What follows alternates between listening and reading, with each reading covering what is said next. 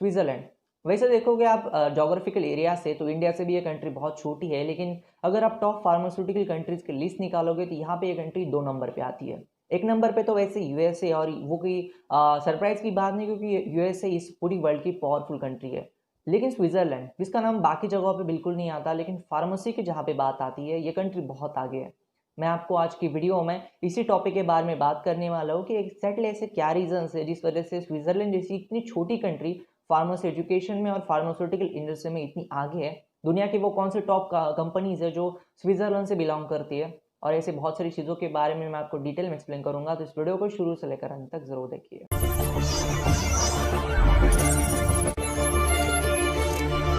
दोस्तों, video start करने से पहले हम थोड़ी सी शॉर्ट में जान लेते हैं कि स्विट्जरलैंड में एग्जैक्टली फार्मास्यूटिकल इंडस्ट्री और फार्मास्यूटिकल सेक्टर किस तरह से चलता है। मैं आपको सबसे पहले बता देता हूँ वहाँ पे स्विट्जरलैंड में क्या होता है। वहाँ पे इंडिया जैसे 2 टाइप के ड्रग है, ओटीसी और प्रिस्क्रिप्शन ड्रग, और वो ये दोनों टाइप के ड्रग आप विदाउट प्रिस्क्रिप्शन जो ड्रग होते हैं वो आप डायरेक्टली मेडिकल शॉप में जाकर खरीद सकते हो। लेकिन वहाँ पे सबसे इंटरेस्टिंग बात मुझे एक ये लगी कि अगर आप बीमार पड़ते हो और अगर आप डॉक्टर के पास जाते हो तो वहाँ पर डॉक्टर आपको प्रिस्क्रिप्शन तो देता है, लेकिन वहाँ पे मेडिसिन लिख के नहीं देता। यानी मेडिसिन लिखने का काम फार्मासिस्ट का होता है। वहाँ पे फार्मासिस्ट ही रोल निभाता है अपने मेडिसिन प्रिस्क्राइब करने के लिए, और डॉक्टर का काम सिर्फ डायग्नोसिस का होता है। यानी जो लोग इंडिया में बोलते हैं कि क्या हम हॉस्पिटल ओपन कर सकते हैं और ब्ला ब्ला सारी चीज़ें, वो कहीं ना कहीं वहाँ पे थोड़ी सी अप्लाई हो जाती है। अब ऐसा क्यों है, इसके रीजंस भी वहाँ पे बहुत सारे डिपेंड होंगे। सबसे पहला रीज़न वहाँ पे ये है कि स्विट्जरलैंड में फार्मेसी एजुकेशन बहुत टॉप लेवल का है। दूसरी बात की अगर आप वर्क लाइफ की और लाइफस्टाइल की अगर सबसे अच्छी बात करोगे तो स्विट्जरलैंड में सबसे अच्छी लाइफस्टाइल लोगों की है। वहाँ पे लोग बहुत ज़्यादा मॉडर्न है, और उसके साथ वहाँ पे लोगों के पास बहुत ज़्यादा पैसे भी है। वहाँ पे रिच फैमिलीज रहती है, और उसके साथ वहाँ पे जितनी भी सारी वर्क लाइफ है, वहाँ पे जितने भी सारे लोग रहते हैं, उनकी लाइफस्टाइल पूरी दुनिया से बहुत अलग है। ये बहुत बड़ा रीज़न है वहाँ पे फार्मेसी एजुकेशन का।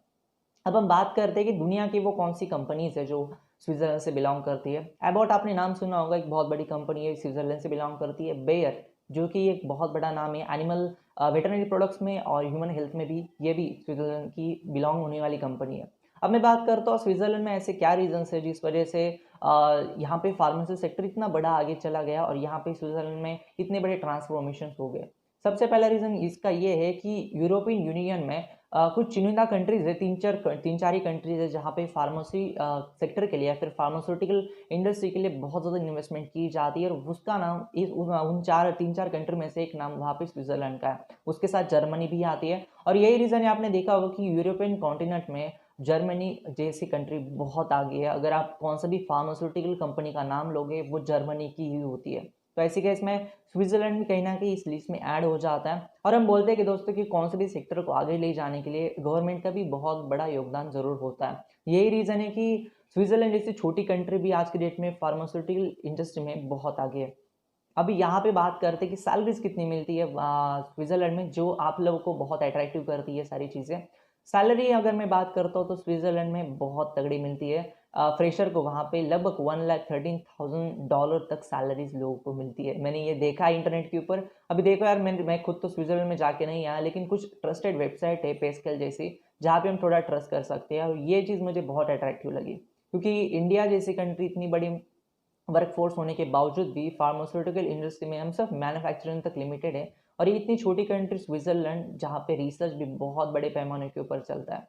स्विट्जरलैंड में सारे प्रकार के ड्रग्स मैन्युफैक्चर किए जाते हैं, ऐसे कोई स्पेसिफिक टाइप ऑफ ड्रग्स नहीं मैन्युफैक्चरिंग किए जाते, लेकिन रिसर्च में ये बहुत बड़ा योगदान करती है, और यही रीज़न है कि फार्मास्यूटिकल इंडस्ट्रीज इस कंट्री में बहुत आगे जा चुकी है। ये थोड़ा डिटेल में वीडियो में बताना चाहता था, क्योंकि स्विट्जरलैंड के बारे में बहुत कम लोग जानते हैं, और जो जानते हैं वो आपको ज़्यादा पूरी इन्फॉर्मेशन नहीं दे पाते। ये था आज का वीडियो। अगर आपको वीडियो थोड़ा भी पसंद आ गया, और अगर आपको लग रहा है चैनल में अच्छा कंटेंट है, तो चैनल को सब्सक्राइब कर देना, इस वीडियो को लाइक कर देना, इस वीडियो में कोई चीज़ कमेंट कर देना। धन्यवाद दोस्तों, ये वीडियो देखने के लिए धन्यवाद।